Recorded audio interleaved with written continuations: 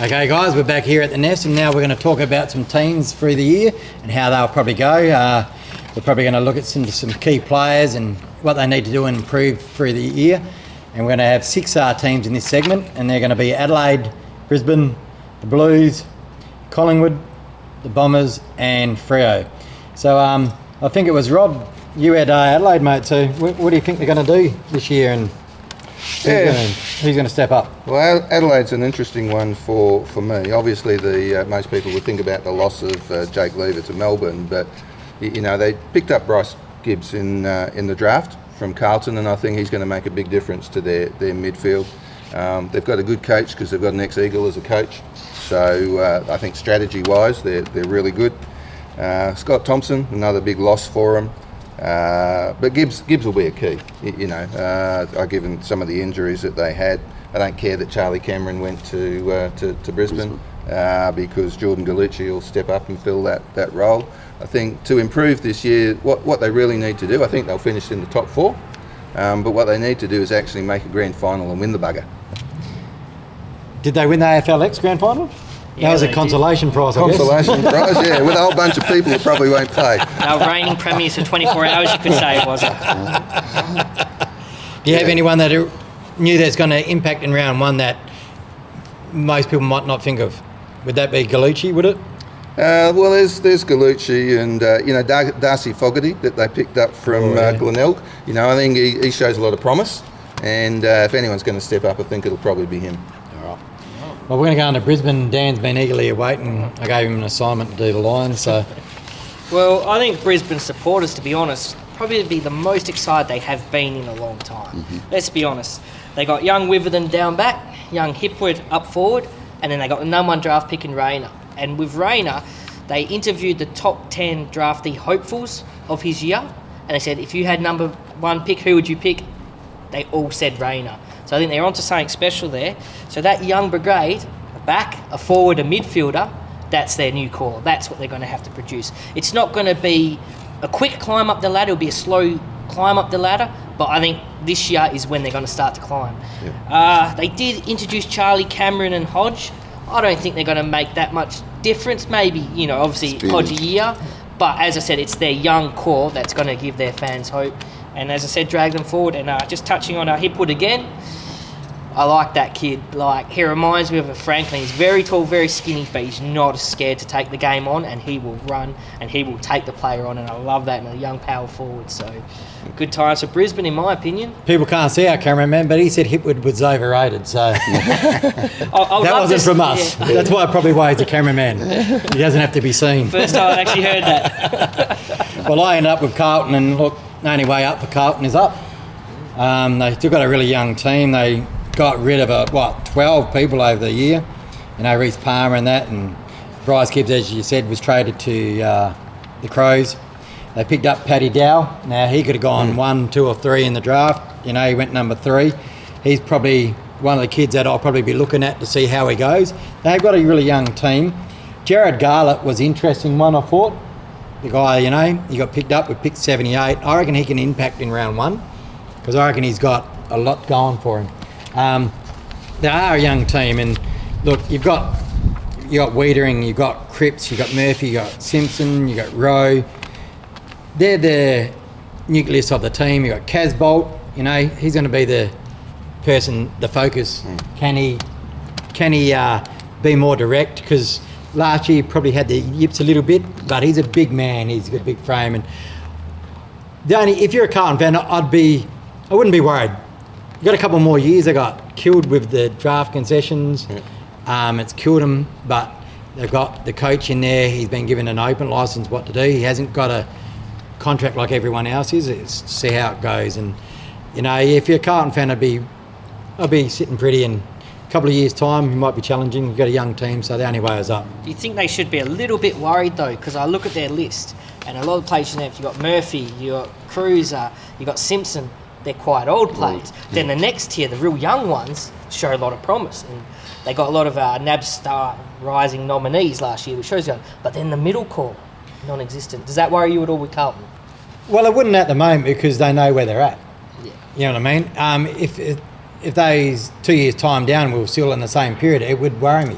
You know, Kerno, he can change a game by himself, you know what I mean? So Great player. they've got guys like that can go ahead. So, you know, we can go on to the Magpies now, the Collingwood, the team that everybody hates, And even Collingwood fans. and that's funny because when you look at Collingwood, to be honest, I don't know what we are going to be getting from them next year. You know, you look at their forward structure at this moment.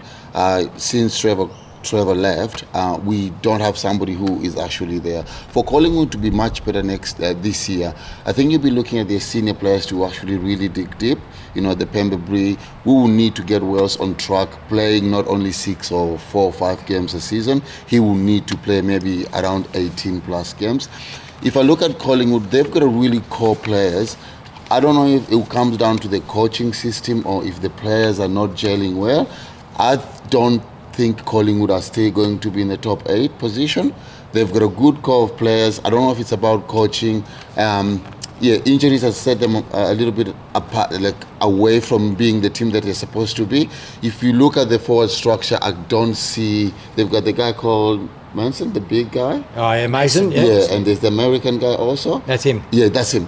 I don't actually think they've got somebody to go to up forward that can kick maybe 30 to 40 goals a season for them to be that team. That's it. My problem with his Collingwood is I wouldn't have put Nathan Buckley as a coach. Yep. I would have cut my losses Yep. and I would have gone. He's a favourite son. It's the only reason where he was kept.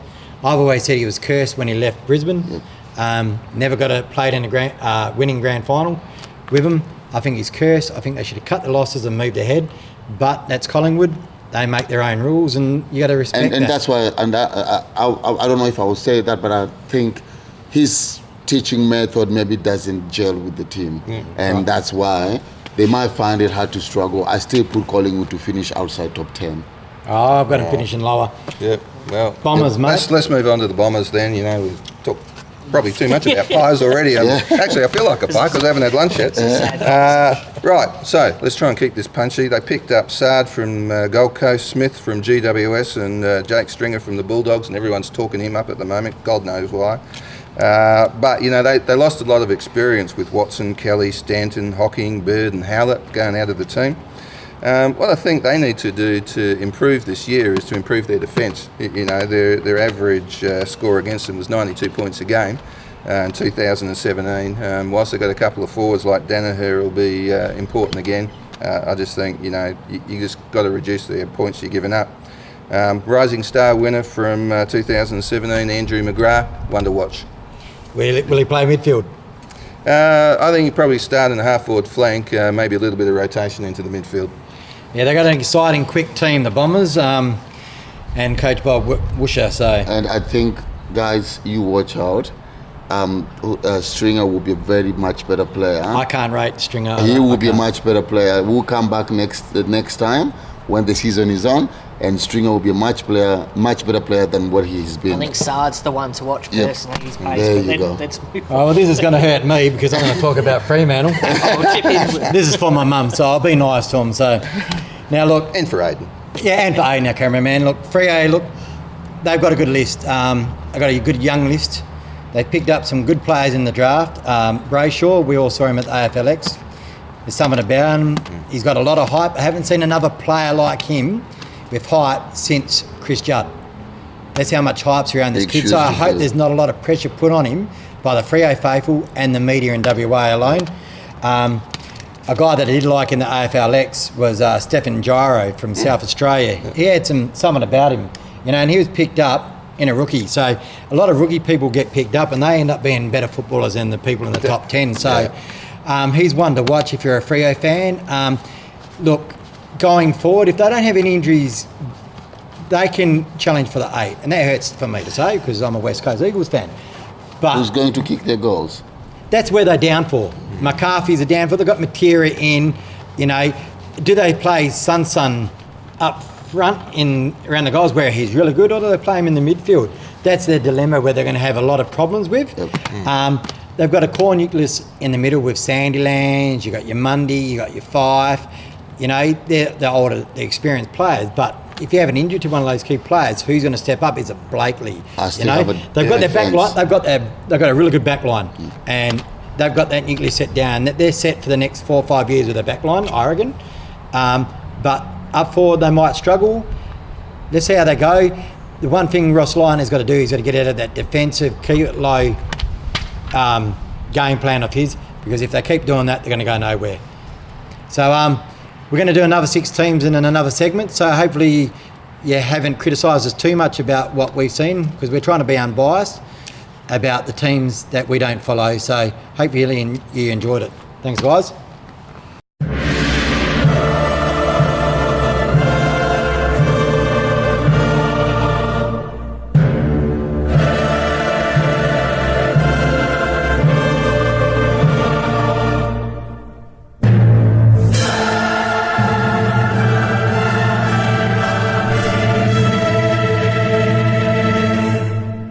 Suddenly the Eagles are alive. Matera sets sail for home. And the Eagles hit the front.